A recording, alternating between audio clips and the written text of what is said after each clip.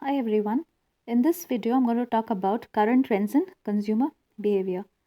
This topic basically aims at studying how the behavior of customers has changed with the changing times and with the changes in the environment. Okay. Now let's take the scenario of modern banking industry. Now earlier, when we had to go to when we had to deposit money in banks, when we had to withdraw money in banks, we had to visit the banks. Whereas nowadays we can do all these functions at the convenience of our homes. Okay.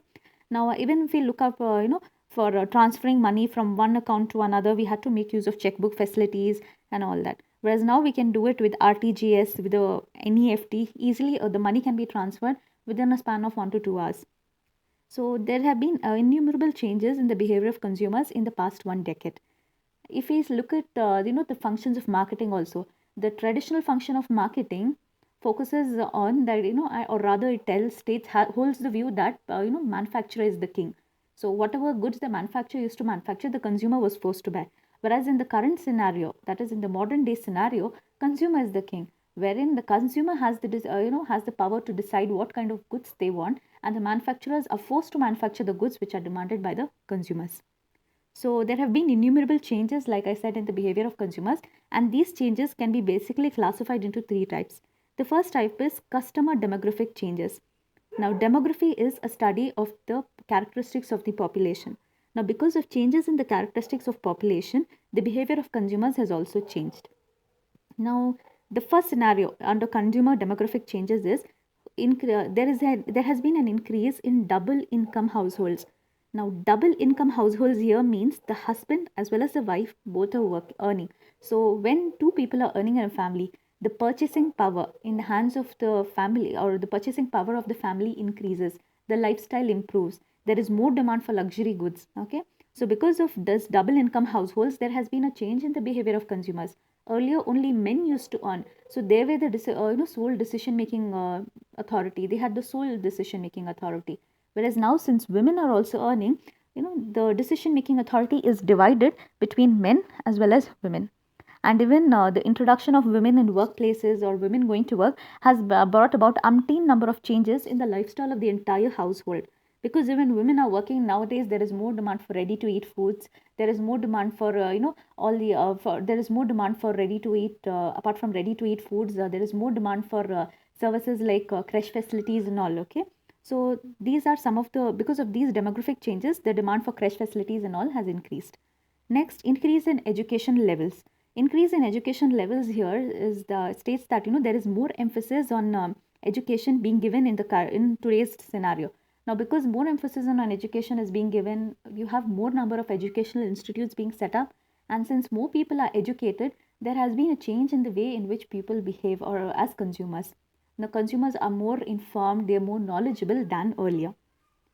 So they take decisions after carefully evaluating various alternatives. Next, we also have increase in the middle class group of people. Now, middle class group of people, okay, now if we know the strata of the society is divided into the lower class, then we have the middle class, and then we have the upper class. Now, the middle income class, okay, has increased. Now, this is basically because, we have more number of double income households in this particular class. So, because of this, there has been lifestyle changes, and that's why in the middle class itself, we have upper middle class, and then we also have the lower middle class. Again, there is bifurcation of upper middle class, and then we have the lower middle class. So because there has been a bifurcation over here, there is more demand for luxury items like cars, households and all that. So these are some of the changes in the behavior of consumers because of demographic changes.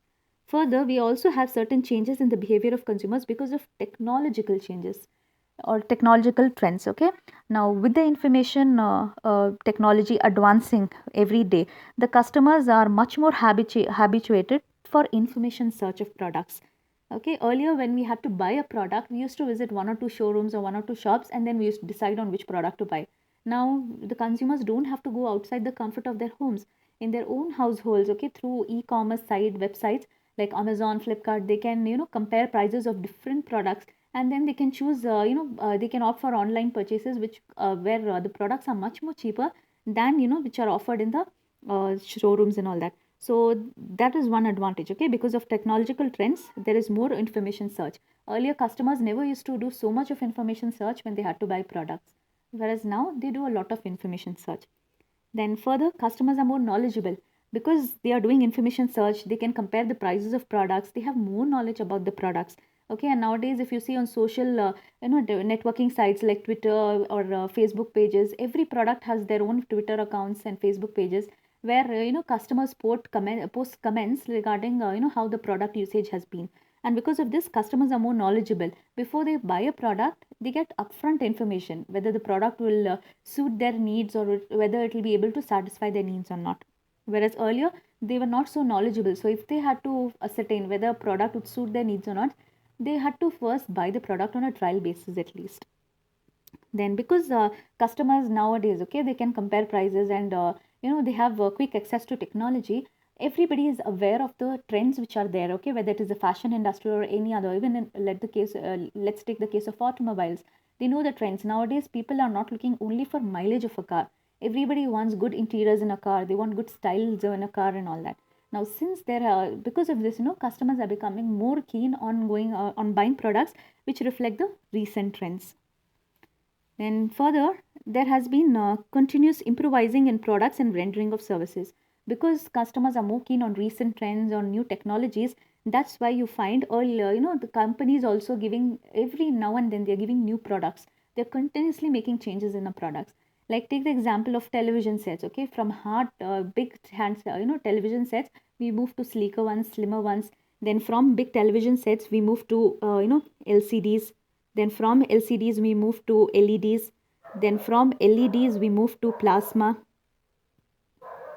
Then from plasma, we move to umpteen other types of from plasma we've moved to these 3G 4G technology. We have this 3G 4G technologies and all in television sets. Okay, so like that the products have been continuously increasing. That's because customers are continuously demanding for new technologies and improvised products. The third major factor which has led to changes in consumer behavior is the trends in public policy. Trends in public policy here means the behavior of the organization towards the consumers and the society has changed. Earlier, organizations were only focused on making profits, okay, and service to the society was just a small part of their business. Whereas nowadays, they are more focused on giving benefits to the consumers and the society. That's why organizations are offering, okay, products that reflect ethics. Like take the example of Rwanda. It's a country in East Africa. So it's an East African company, okay, and this company has banned. This country has banned, skin lightening products itself. See, we all know that skin lightening products in one way promote discrimination, where we feel that people with fairer skin are superior to people with darker complexions. But that's a totally wrong notion in the minds of everyone. So to remove this notion and to basically forward the notion among people that all skin types or all complexions are equal. That's why and there is no preference for one skin type. That's why fairness creams are banned in many countries. Okay, in fact in Rwanda, openly the government carries out investigations, and if it finds that any shop, okay, sells these fairness creams and all that, they are fined immediately, and those products are withdrawn from the shelves immediately. Okay, then there is more focus on ethical marketing. Ethical here marketing here means focusing on marketing the products, and if the product, okay, in some way has an adverse effect on the consumer, you also inform the consumer of the adverse effect. One such example of ethical marketing could be marketing of cigarettes.